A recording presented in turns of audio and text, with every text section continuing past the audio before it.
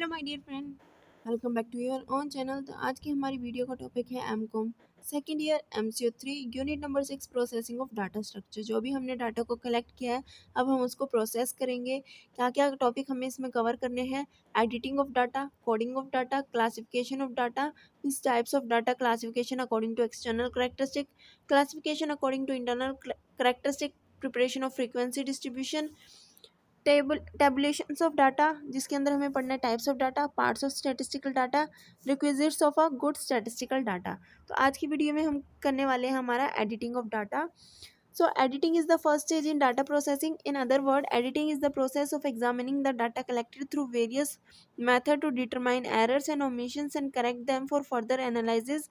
While editing, care has to be taken to see that the data are as accurate and complete as possible. Editing का मतलब क्या होता है? जो भी डाटा हमने कलेक्ट किया अब इस स्टेज पे आके हम क्या करेंगे, उसको प्रोसेस करेंगे, चेक करेंगे कि जो भी डाटा हमने कलेक्ट किया है वो कंप्लीट है, क्या वो सही है, कोई उसमें ओमिशन या एरर तो नहीं है। ठीक है, तो ये सारी चीज़ें जो है हम यहाँ पे चेक करते हैं डाटा की एक्यूरेसी और completeness. The following particular guidelines may be handy while editing the data. The editor should have a copy of the instruction given to the interviewer. ठीक है, the editor should not destroy or erase the original data. Original entries should be crossed out in such a manner that they are still readable. कि जो हमारा editor है वो original data को ख़त्म ना करे, डिस्ट्रॉय ना करे, इरेज ना करे। ठीक है, अगर उसको चेक करना है ओरिजिनल डाटा को इस तरीके से क्रॉस करे कि उसको फिर से जो है हम यूज़ कर सके, रीड कर सके। All the answer which are modified or filled in afresh by the editor have to be specified. यानी कि जो भी डाटा के अंदर मॉडिफिकेशन की गई है, ठीक है, वो सेपरेटली जो है हमें हमारे एडिटर को शो करनी चाहिए, स्पेसिफाई करनी चाहिए कि कहाँ कहाँ उसने जो है चेंजेस लाए हैं, मॉडिफिकेशन की है। All the completed schedule should have the signature of the editor and the date. जितना भी कंप्लीट स्केड्यूल है, जो भी एडिट किया हुआ वर्क है, उस पर एडिटर को अपने साइन करने चाहिए और डेट लिखनी है कब तक ये काम हुआ। ठीक है, the checking the quality for checking the quality of the data collected, it is advisable to take a small sample of the questionnaire and examine them thoroughly। कि जो भी हमने डाटा कलेक्ट किया है वो सही क्वालिटी, उसकी क्वालिटी को चेक करने के लिए हम क्या करते हैं, एक स्मॉल सैम्पल क्वेश्चनरी का एग्जामिन करते हैं। ठीक है, this helps us in understanding the following types of problem whether all the questions are answer. कि जितने भी क्वेश्चंस दिए गए थे क्या हर एक क्वेश्चंस का आंसर दिया है, whether the answer are probably recorded, कि हर एक क्वेश्चन का आंसर रिकॉर्ड किया गया है, वेदर देर इज़ एनी बायस, किसी भी तरीके का बायस तो क्रिएट नहीं हुआ, whether there is an interviewer dishonesty, कहीं इंटरव्यूअर ने खुद ने तो आंसर नहीं दे दिए, क्या ये जो इंटरव्यू लिया गया वो ऑनेस्ट तरीके से लिया गया है, whether there are inconsistency. At time, it may be worthwhile to group the same set of questionnaires according to the investigator, whether any particular investigator has specific problem, or according to geographical reasons, or according to the sex or background or the investigator, and correct actions may be taken if any problem is observed। यानी कि इन questions के according हम data को group डालते हैं, group में डालते हैं कि कोई ऐसा डाटा तो नहीं है जो कि कलेक्ट किया गया डिसऑनेस्टी के साथ, इंटरव्यूअर ने डिसऑनेस्टी शो क्यों, इनकन्सिस्टेंसी शो की हो, कहीं पे बायस वगैरह तो नहीं है। ठीक है, कहीं पे ऐसा तो नहीं है कि आंसर रिकॉर्ड ना किए गए हो, या फिर कहीं ऐसा तो नहीं है कि क्वेश्चंस जो थे उनका आंसर नहीं दिया गया हो। तो ये सारी चीज़ें हम देखते हैं, अगर कोई प्रॉब्लम है तो उसकी रिगार्डिंग करेक्टिव एक्शंस जो है हम लेने की कोशिश करते हैं, लेते हैं। Before tabulation of the data, it may be good to prepare an operation manual to decide the process for identification, inconsistency, and error, and also the method to edit and correct them. The following broad rules may be helpful। यहाँ पे कहा गया कि हम tabulation बनाने से पहले, data को टेबल में डालने से पहले हम क्या करते हैं, पूरी तरीके से प्रॉपर तरीके से उसको एडिट करते हैं, चेक करते हैं एक्यूरेटनेस को, एक्यूरेसी को, करेक्टनेस को। ठीक है, तो कुछ रूल्स है जो हम देखते हैं। इनकरेक्ट आंसर्स, कि सबसे पहले हम डाटा को एडिट कर रहे हैं, चेक कर रहे हैं कि कोई आंसर गलत तो नहीं दे दिया गया। It is quite common to get the incorrect answers to many of the question. बहुत सारे ऐसे चांसेस होते हैं कि कई बार हम क्या है, गलत आंसर जो है हमें मिल जाते हैं क्वेश्चंस के। A person with a thorough knowledge will be able to notice them. यानी कि जिसको ज़्यादा नॉलेज है एडिटिंग की, वो इन क्वेश्चन को जो है वो ज़्यादा डीप में देख पाता है। For example, against the question which brand of the biscuit do you purchase. Question क्या था, कौन सा ब्रांड का बिस्कुट आप परचेज करते हैं, लेकिन आंसर क्या मिला, हम जो है ABC स्टोर से जाके परचेज कर रहे हैं। हमने यहाँ पे स्टोर नहीं पूछा था कि कौन से स्टोर से परचेज कर रहे हो, हमने पूछा था बिस्किट कौन से ब्रांड का यूज़ कर रहे हो। ये आंसर तब हम लेंगे, तब हम इसको यूज़ करेंगे जहाँ पे एक पर्टिकुलर ब्रांड का बिस्कुट जो है वो सेल हो रहा है। हो सकता है कि ABC ब्रांड जो सिर्फ एक ही पर्टिकुलर ब्रांड का बिस्कुट जो है वो सेल करता हो, तो ये आंसर जो है हम उसको यूज़ करेंगे। लेकिन अगर ABC ब्रांड जो है बहुत सारे मल्टीपल ब्रांड्स बिस्कुट के रखता है, तो ये आंसर हमारे लिए वैलिड नहीं है। तो now this questionnaire can be corrected if ABC store stocks only one type of biscuit, otherwise not. Answer to the question how many days did you go for the shopping in the last week। हमने पूछा कि कितने days आप जो है एक week में shopping करने जाते हो। अगर आंसर जो है वो 0 से 7 आता है, ठीक है, तो वैलिड है। लेकिन अगर आंसर आता है 8, तो वो वैलिड थोड़ा होगा, क्योंकि एक वीक के अंदर तो सिर्फ 7 डेज होते हैं। तो would be a number between 0 to 7 and a number beyond this range indicate a mistake and such a mistake cannot be corrected। इस तरीके की मिस्टेक को हम करेक्ट कर ही नहीं सकते। So the general rule is that changes may be made if one is absolutely sure, otherwise this answer should not be used। Usually a schedule has a number of questions and although answer to a few questions are incorrect, it is advisable to use the other correct information from the schedule rather than discarding the schedule entirely। यानी कि ऐसा नहीं है कि कुछ questions के answer गलत है तो हम पूरे के पूरे क्वेश्चन पेपर को या आंसर शीट को हम क्या कर देंगे, फाड़ के फेंक देंगे। ऐसा नहीं है, जो भी गलत आंसर्स है सिर्फ उनको एलिमिनेट कर दो, बाकी तो आप यूज़ कर ही सकते हो। उसके बाद आता है इनकन्सिस्टेंसी आंसर्स। इनकन्सिस्टेंट आंसर क्या कहता है, when there are inconsistency in the answer or when there are incomplete or in missing answers, the questionnaire should not be used। Suppose that in a survey per capita expenditure on various items are reported as food ₹700, clothing पे हमारा खर्चा हुआ ₹300, fuel और light पे हुआ ₹200 और other items पे हुआ 550। टोटल जो हमारा बजट था वो था 1600 का। लेकिन अगर हम इन सबको मिलाएंगे तो वो 1600 से ज़्यादा ही बैठ रहा है, ठीक है। 700 और 300 कितने हो गए टोटल, 1000 हो गए। 1000 प्लस 200 कितने हो गए, 1200 हो गए। 1200 प्लस 550, ठीक है। तो ये कहीं ना कहीं क्या हो रहा है, ज़्यादा बैठ रहा है, ठीक है। 1750 अराउंड ऐसे बैठ रहा है, 1750 बैठ रहा है, लेकिन एक्चुअल में हमारे पास 1600 है। तो इतना खर्चा कैसे हो गया, तो कहीं ना कहीं डाटा जो है वो इनकन्सिस्टेंट है, गलत है। Answer are obviously inconsistent as the total of the individual item of the expenditure is exceeding the total expenditure.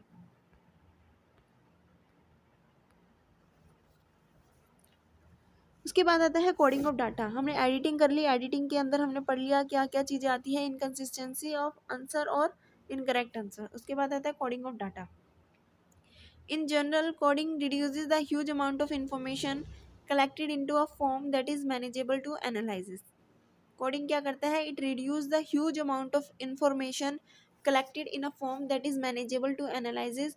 Coding के अंदर जो एक्स्ट्रा इन्फॉर्मेशन होती है उसको हम डिलीट कर लेते हैं, और जो भी इंपॉर्टेंट इन्फॉर्मेशन होती है उसको हम यूज़ करते हैं ताकि हम उसको प्रॉपर तरीके से एनालाइज कर सकें, मैनेज कर सकें। इसके बाद आता है क्लासिफिकेशन ऑफ डाटा। किस तरीके से हम डाटा को क्लासीफाई करते हैं। Once the data is collected and edited, the next step towards further processing the data is classification। In most the research studies, voluminous data collected through various methods need to be reduced into homogeneous group for meaningful analysis। अब जो भी data हमने collect किया उसको क्या करेंगे, homogeneous group में डालेंगे।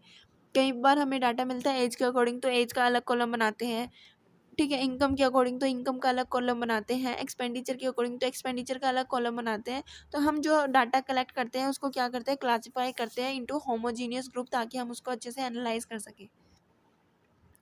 This necessitates classification of data which in simple term is the process of dividing data into different groups or classes according to their similarities and dissimilarities। The group should be homogeneous within and heterogeneous between themselves, ठीक है। So classification condenses huge amount of data and helps in understanding the important underlying features। In fact, classification of data provide a basis for tabulations and analysis of data। अगर हम data को classify करते हैं तो कहीं ना कहीं हम उसकी हेल्प से टेबल बना सकते हैं और डाटा को जो है वो एनालाइज कर सकते हैं। तो क्लासिफिकेशन कितने टाइप्स की होती है वो हम देखते हैं। डाटा में be classified according to one or more external characteristic or one or more internal characteristic or both. ठीक है, तो सबसे पहले हम डाटा को क्लासिफाई करते हैं according to external characteristic. In this classification data में be classified according to the area or region, means geography के अकॉर्डिंग जो है डाटा को क्लासिफाई करते हैं एंड अकॉर्डिंग टू अकरेंसेस, और उसको जो है वो एक क्रोनोलॉजिकल ऑर्डर में डालते हैं।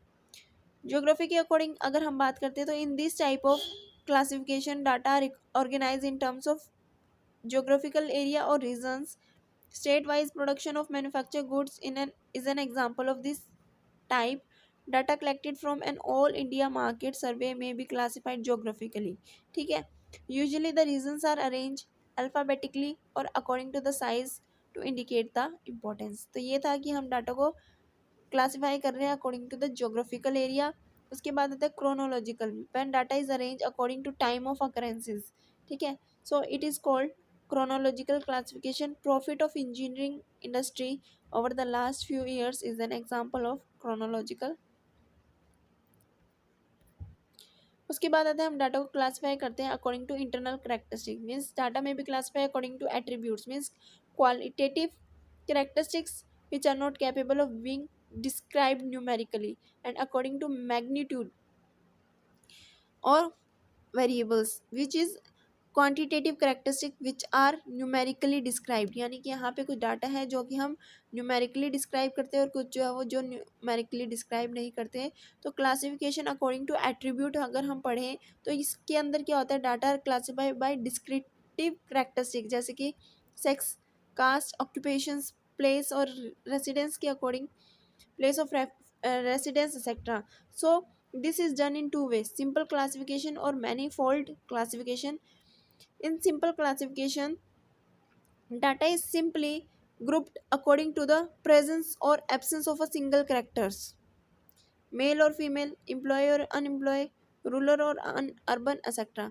In manifold classification, ठीक है, जिसको हम मल्टीपल क्लासिफिकेशन भी बोलते हैं, so data is classify according to more than one character. यहाँ पे डाटा को जो है हम क्या करते हैं, अरेंज करते हैं, इसके अंदर एक से ज़्यादा करेक्टर को हम यूज़ करते हैं. फर्स्ट द डाटा में be divided into two group according to one attribute. एक एट्रीब्यूट के अकॉर्डिंग हमने डाटा को दो ग्रुप में डिवाइड कर दिया, जैसे कि एम्प्लॉय और unemploy. Then using the remaining attribute data is subdivided again. उसके बाद हमने कहा कि एम्प्लॉय मेल कितने हैं और एम्प्लॉयड फीमेल कितनी है. उसके बाद अनएम्प्लॉयड मेल कितने हैं और अनएम्प्लॉयड फीमेल कितनी है. तो यहाँ पे हमने फिर से क्या किया, डाटा को फिर से सब ग्रुप किया. This may go on based on other attributes like male, married male कितने हैं, ठीक है, अनमैरिड मेल कितने हैं, मैरिड फीमेल कितनी है, अनमैरिड फीमेल कितनी है. उसके बाद हम फिर से फर्दर क्लासिफिकेशन कर देंगे, रूरल एरियाज़ में रहने वाले कितने हैं, अर्बन एरियाज़ में रहने वाले कितने हैं. तो इस तरीके से हम क्या करते हैं, फर्दर क्लासिफिकेशन करते हैं, उसको ग्रुप में डालते रहते हैं. तो यहाँ पे आई होप आपको समझ आ गया होगा क्लासिफिकेशन अकॉर्डिंग टू एट्रीब्यूट क्या होता है. इसमें दो चीज़ें आती हैं, एक तो होती है सिंपल क्लासिफिकेशन, एक होता है मैनीफोल्ड क्लासिफिकेशन. हम डाटा को क्लासीफाई करते हैं सिंपली, ठीक है, उसके कैरेक्टर के अकॉर्डिंग, यानी कि सेक्स के अकॉर्डिंग, गर्ल्स और बॉयज़ के अकॉर्डिंग, मेल्स फीमेल के अकॉर्डिंग, ठीक है. लेकिन मैनीफोल्ड क्लासिफिकेशन में क्या होता है, मल्टीपल क्लासिफिकेशन में क्या होता है, हम ग्रुप बनाते हैं और ग्रुप्स के भी सब ग्रुप्स हम क्या करते हैं, बनाते रहते हैं. एक चार्ट दिया हुआ है, इससे जो है हम अच्छे से समझ सकेंगे मल्टीपल क्लासिफिकेशन क्या होती है, ठीक है. ये रहा, इससे हम समझ जाएंगे मल्टीपल क्लासिफिकेशन क्या होती है. उसके बाद आता है classification according to magnitude of the variable. This classification refer to the classification of data according to the some characteristic that can be measure. In this classification, there are two aspects. One is variable, age, weight, income, etc. Another is frequency, that is number of observation which can be put into a class. Quantitative variable may be generally divided into two groups, discrete or continuous. ठीक है, discrete variable is one which can take only exact value. ठीक है, discrete variable के अंदर हम क्या करते हैं, एग्जैक्ट वैल्यू लेते हैं. जैसे कि आपने मीन और मीडियन में भी समझा होगा. तो मीन, मीडियन, मोड, इनमें सब क्या होता है, जो भी हमारा डाटा होता है वो ग्रुप और अनग्रुप्ड फॉर्म में होता है. तो ग्रुप फॉर्म में डाटा होता है, एक तो होता है डिस्क्रीट वेरिएबल, ठीक है, एक तो होता है डिस्क्रीट डाटा, और एक होता है कॉन्टीन्यूस. कॉन्टीन्यूस में क्या आती है, रेंज आती है, लेकिन डिस्क्रीट में क्या होता है, एक एग्जैक्ट फिगर आती है, ठीक है. तो वही है, क्वांटिटी वेरिएबल अगर हम यहाँ पे ले रहे हैं तो क्वांटिटी वेरिएबल को जो है दो पार्ट में डिवाइड किया हुआ है। एक तो आता है हमारा डिस्क्रीट और एक आता है कॉन्टिन्यूस। डिस्क्रीट में एग्जैक्ट वैल्यू को हम लेते हैं, ठीक है, यहाँ पे हम फ्रैक्शन में नहीं लेते। लेकिन कॉन्टिन्यूस में हम क्या करते हैं, कॉन्टिन्यूस में हम एक रेंज ऑफ वैल्यूज़ को लेते हैं। एग्जाम्पल गिवन है, the example are number of children in a household, number of department in an organization, number of worker in a factory, etc. are the discrete variables. The variable that take any numerical value within a specific range are called continuous variables. Example of a continuous variable are the height of a person. height जो होती है वो points में होती है, 5.1, 5.2, 4.1, 4.2। तो हम क्या करते हैं यहाँ पे कॉन्टिन्यूस बेसिस पे लेते हैं हाइट 5 to 6, 6 to 7, 4 to 5, ठीक है। तो इसमें क्या आगे बीच के जितने पॉइंट्स हैं वो सारे के सारे 5 to 6 की रेंज में आ चुके हैं।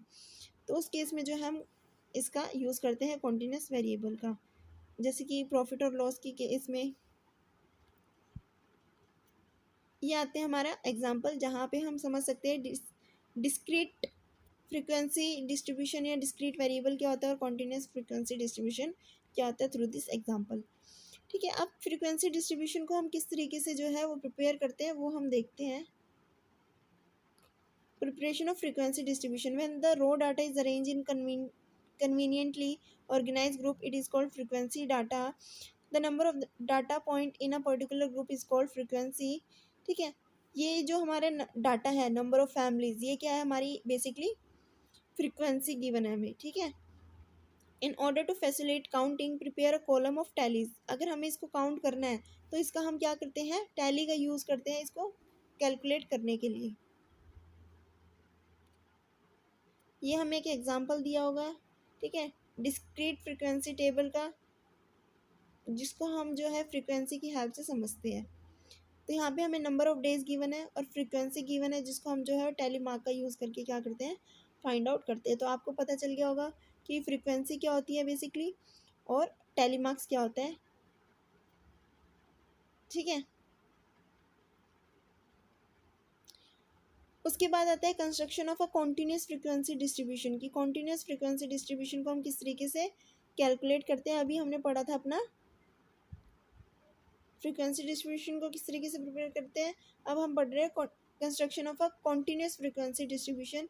कॉन्टिन्यूस फ्रीक्वेंसी डिस्ट्रीब्यूशन में क्या होता है, data is grouped into a small number of interval instead of individual value of variables. यहाँ पे एक जो भी हमारा डाटा है उसमें हम एक इंडिविजुअल या एग्जैक्ट वैल्यू को नहीं लेते, बल्कि हम क्या करते हैं एक इंटरवल को लेते हैं, एक रेंज को लेते हैं वैल्यूज़ की।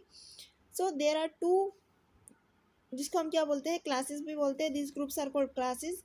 There are two different ways in which limits of classes may be arranged, exclusive और inclusive method। दो मेथड का यूज़ कर सकते हैं continuous frequency distribution में, exclusive method और inclusive method का, यानी कि जो हमारी रेंज है उसमें।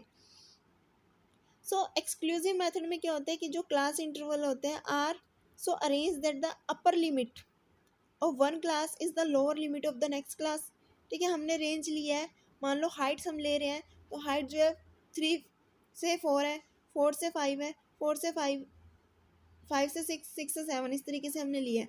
तो जो हमारी हाइट है 4 से 5, तो उसमें जो 5 पॉइंट है, जो जिसकी क्या है 5 फुट है, तो वो 5 फुट जो है वो उसमें नहीं आएगा, वो अगले वाले में आएगा, नेक्स्ट वाले में आएगा 5 to 6 वाले में। तो ये क्या है एक्सक्लूसिव मेथड, जहाँ पे जो 5 है वो इंक्लूड नहीं हो रहा है। इसी तरीके से जो 5 to 6 है, तो 6 जो है वो ऊपर वाले में अपर लिमिट में यूज़ नहीं होगा, लेकिन जो लोअर लिमिट है वहाँ पे यूज़ होगा 6 to 7 वाले में।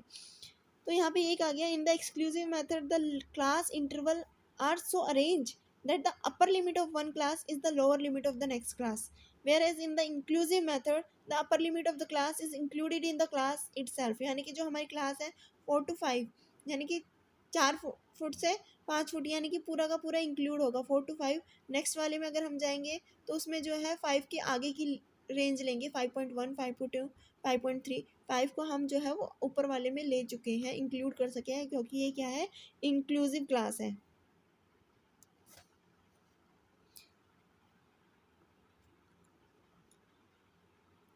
ठीक है। The same frequency distribution is shown below using inclusive method. As an example the frequency distribution is shown below using exclusive method and inclusive method. तो पढ़ लेते हैं। In the exclusive method the upper class limit of the first class is the same as the lower limit of the second class. A labourer with a daily wages of exactly ₹30 will be included in the second class. Thus, a class interval 20 to 30 means 20 and above but below 30. This is an exclusive method and the upper limit is always excluded.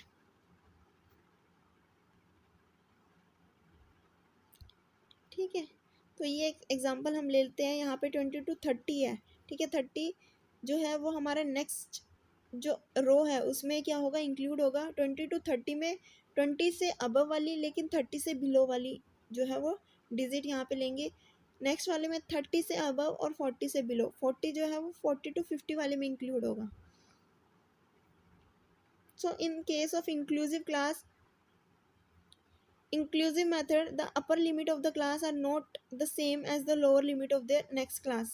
So thus class interval 20 to 29.99 means 20 and above and 29.99 भी include होगा inclusive method में और उससे below. It is to be noted that both the methods give the same class frequency. Also the construction of the classes look different.